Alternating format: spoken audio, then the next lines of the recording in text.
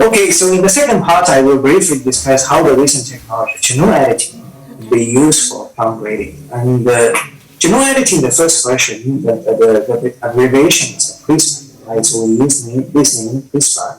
This name actually comes from the sequence features, which is clustered, regular, interspaced, short palindromic repeats. So the short form is CRISPR. So this is the first feature, it's a sequence feature. The second feature is the nuclease caspase 9. So this is a DNA endonuclease, which can cut the DNA sequence to create a break. So this technology, if I describe in a short, in a very simple statement, is that we know that DNA forms the essential elements for all living organisms, right? So with this technology, you can easily remove any nucleic acid sequence from the DNA sequence, or you can easily incorporate a few nucleic acid sequences into the DNA sequence. So any gene, if you target for this specific gene, you can achieve this sort of manipulation, right? So this technology was discovered by a group of scientists, but only two of them, Professor Donna from UC Berkeley and Professor Champetia from Nextron, are recognized by the Chemistry Nobel Prize in last year. But in fact, we know many other scientists like Professor Zhang Hong from MIT actually contribute to this discovery as well, right? So I can use one slide to explain the mechanism, right? So this CRISPR-Cas9 contains two essential components. The first component is, as I mentioned, is the DNA endonuclease Cas9. So this is an enzyme. The function is pretty simple: is to cut the DNA target site and to create a break, right? But the cutting in the DNA genome is arbitrary. That means this enzyme itself cannot identify specific target.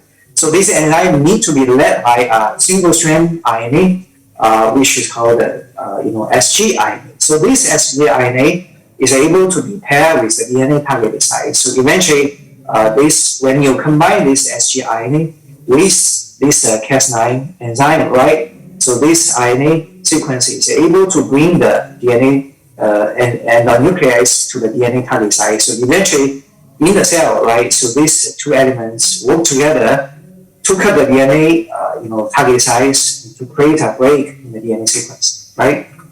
So once a DNA sequence is created, there are different ways you can actually repair the break, right? So in the course of this repairing, you can either insert a few nucleic acid sequence, or you can cause a deletion of a few nucleic acid sequence at the site.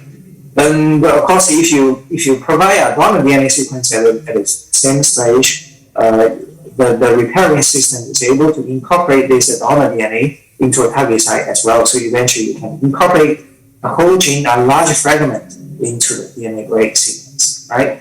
So this is a mechanism for CRISPR-Cas9 based gene editing, right? So if you compare the classical breeding approach, genetic modification, and gene editing approaches, you can clearly see the difference.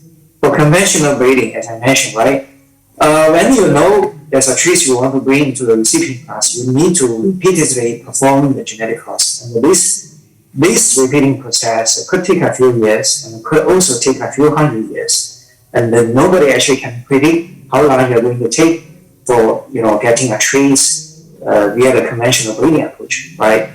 For genetic modification, although you have a target gene, but there are two issues relevant to genetic modification approaches. The first issue is when you incorporate into a crop such as tomato, right? You don't exactly know what's the insertion site. So although you bring a target gene, but the insertion site could interrupt the function of the endogenous genes, so that eventually you create the uncertain traits, which is behind your control, right? Then the second issue is the source of the gene you want to bring into plants. And the source could be, from bacteria, from viruses, from animals, right? So this actually brings the argument about the food safety part. And that's the major reason, in fact, genetically modified food now is highly prohibited in China, right? But gene editing, in fact, is a very different approach, and you know exactly what gene you are going to modify, right? So when you modify the gene, this is the gene is the endogenous gene present in tomato, in any plants you want to modify.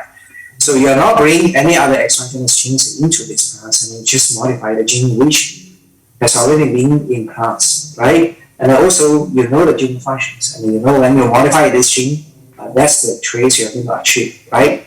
So if you compare the conventional breeding and genetic modification, gene editing clearly offers two key advantages. The first advantage is speed; it's much faster, right? The second advantage is precision, right? It's more precisely modify the gene to achieve the traits you want to design, right? But for gene editing, you understand that you need prior knowledge of gene functions. If you don't have knowledge on the gene function, you don't know which gene you're going to modify, right? Okay, so since a few years back, when the gene editing approaches is discovered, these are a list of the fruits and the vegetables which has been modified over 2018, right? I guess this list actually is getting larger and larger over the years, particularly in these 2 years. So in my lab, actually, we are doing a lot of gene editing for different model plants and the crops. Okay? So we are modifying, for example, the model plants Arabidopsis banana. In this case, we know the gene. For example, this is a terminal flower gene. When we modify this gene, we can completely change the architecture of the plants. And here we modify flower meristem gene AP1, so we can change the flower morphological features. And here we change a gene that determines the shoot apical meristem development. You can easily change the architecture of the shoot and even blocking the formation of the aerial tissues as compared to wild type plants, right? And in addition to the model plants, we are also succeeding in modification in those key crops such as rice. Now we can modify the number of grains, number of the inflorescence architecture in rice. And this year, we succeeded in modifying the orchid genome with a large deletion by the gene editing. This is the first example in the world that you can achieve a large fragment deletion in orchid, so that you can actually easily modify orchid genome to get a lot of new traits, right?